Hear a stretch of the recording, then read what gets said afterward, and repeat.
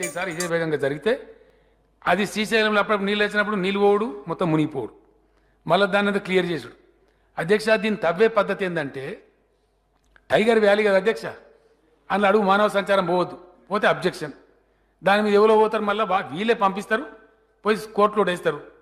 మన పర్యావరణ సంఘాలు వస్తాయి, ఇది పర్యావరణ వ్యతిరేకమని మళ్ళీ చేస్తారు. ఒక షాఫ్ట్ పెట్టుకొని కనీసం గాలి వచ్చేటట్టు చేసుకుందాం, టన్నల్లోకి వెళ్తురు వచ్చేటట్టు చేసుకుందామంటే కూడా వీలు లేకుండా పెట్టినరు. ఇక్కడి నుంచి గాలి పంపి చేస్తూ ఉంటారు అధ్యక్ష, ఈ ఎండ్కు ఈ ఎండ్ నుంచి గాలి పంపి చేస్తూ ఉంటారు. ఆ గాలి పీల్చుకుంటూ ఆ టీబీఎం డ్రైవర్లు టన్నల్ తవ్వాలి అధ్యక్ష. ఇట్టెక్కడన్నా పెడతారా అధ్యక్ష? నీళ్ళు ఇచ్చే విధానమేనా? ఎప్పటి నుంచి వింటున్నాం ఎస్ఎల్బీసీ?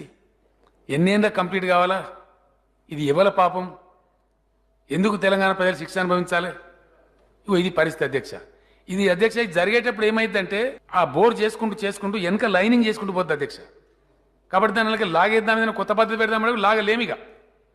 లాగానంటే ఆ వెనక చేసిన లైనింగ్ అంతా కూలగొట్టేయాలి, మళ్ళా డిస్ట్రక్షన్. అంటే ఇప్పుడు దాన్ని కొనసాగించడం తప్ప గత్యంతరం లేనటువంటి ఒక భయంకరమైన పరిస్థితిలో కూరుకుపోయిన మరో ప్రాజెక్టు ఎస్ఎల్బీసీ ప్రాజెక్ట్ అధ్యక్ష.